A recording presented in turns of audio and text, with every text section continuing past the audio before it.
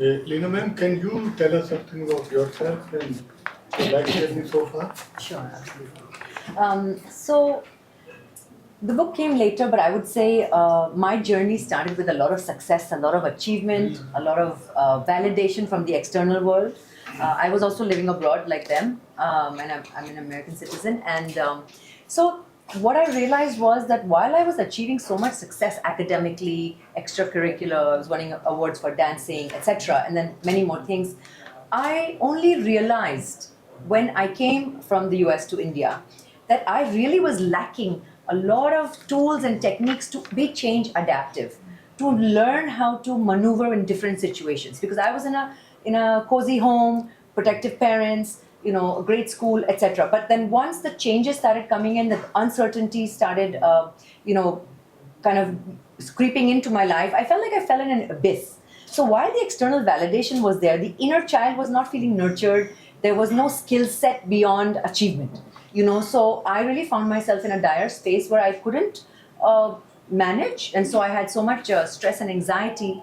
I wish at that time someone told me how to manage the mind and emotions, how to have the tools and processes and procedures, methods to manage that anxiety, to use those obstacles, perceived obstacles, and turn them into opportunities.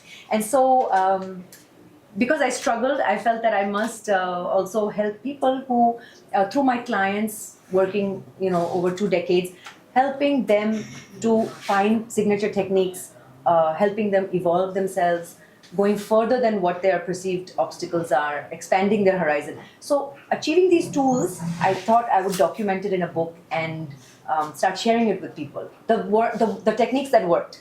So a lot of my book is about life lessons that we missed learning in school, but also the techniques that support that growth. Because a lot of times we have wisdom and knowledge, but there's no tools to support that growth and moving forward. And so my book aims to help every reader with a lot of tools and techniques, tried and tested over 20 years, to break their own barriers, get out of their own way, and go beyond the imagination. Start asking questions why, and be curious rather than accepting the social prescription which keeps us very small. In the press release there's also the mention of a medical condition. Sorry, medical? Medical condition. Okay, yes. Which you overcame, and how did you do it? Yes, well, with stress and anxiety, as we know, and I said I didn't have the tools earlier, a lot of stress and anxiety got manifested in the body, so it's psychosomatic.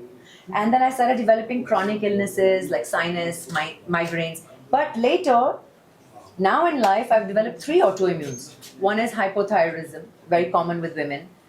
One is vitiligo, where the uniformity of the skin breaks, yes, right? And being a former Miss India America and being raised by Marwadi parents who said, look good, be good, feel good, look pretty, do well, excel academically, and make us proud.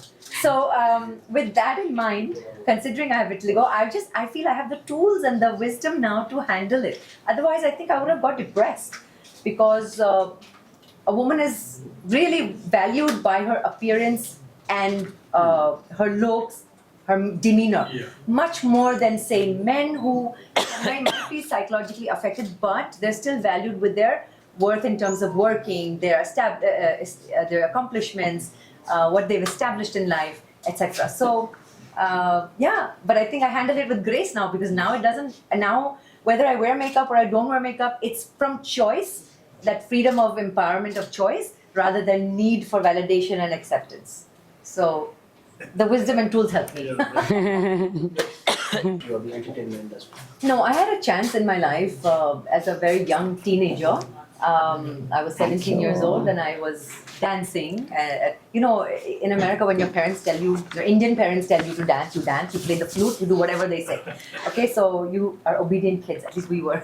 And when my parents said dance, I was dancing and few people saw me. It was just 5 people in that audience at someone's home. And then they said, you have to put your daughter in the pageant. And my dad said, we don't do pageants. We're Marwadi, we don't do pageants. He said, no, it's a wonderful pageant. Anyway, so fast forward, I won that pageant, and because of that, then I got a film offer from Maine Pyar Kiya much earlier and was accepted. And then my parents said, "Nahi beta, hum nahi karte films." So that was the end of the film business. But I think that we need to just expand our horizons beyond what society prescribes us to be and measures our worth. I think we need to, like these ladies are taking responsibility, we need to know who we are so that we can empower others to reach that high ceiling. And in fact, I would say there's no ceiling. The sky only has to go higher. There is no ceiling. So that we need more people to come forward and take responsibility. And I think that's where I grew the most, when my mentor, Shri Ravi Shankar ji, took me under his wings 22 years ago and helped me to meet myself. Not the external validation, but the person who's inside, and what does it mean to be yourself and authentically meet yourself? Who are you without your labels and your titles and your last name and your sectors? Who are you? Have we explored that? As kids, we were never encouraged to explore our own solitude or individuality. And I think that is where we need to know who are you, and what is your passion, and what is your true gift you want to share with the world.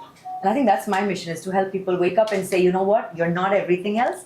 You're just you. Find out who you are and why you're here on this planet. Also, I don't think I'm meant for only tier 1 cities. Even as a volunteer for the Art of Living, I've gone to Nagapattinam to do relief work during the tsunami. I have gone to Gujarat to teach in a village. I mean, so for me, it's not about the cities it's about what is the need of the hour and where can I make the most impact and how can I be more humane. Because it's not about tier 1 or tier 2. I think that people are really, really nice and warm outside the metros as well. I think there's a lot of compassion and a lot of real-time storytelling, rather than achievement-based criteria.